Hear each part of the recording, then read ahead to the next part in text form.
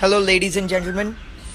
This is Sahil again. Looking at right, this is the new Nokia 3310, which was announced at MWC this year, and it has been launched in India for a price of 3310, and this looks pretty interesting. You can see this is the new packaging. 1 hours of standby time, snake preloaded by Gameloft. It has got the Opera to 32 GB storage and also micro SIM.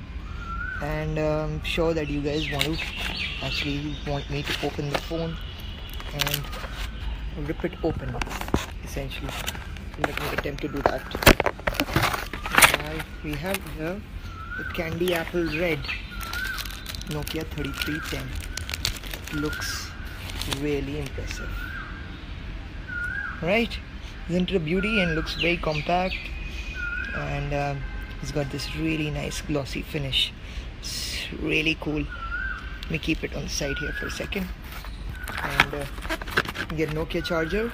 It's a micro USB charger,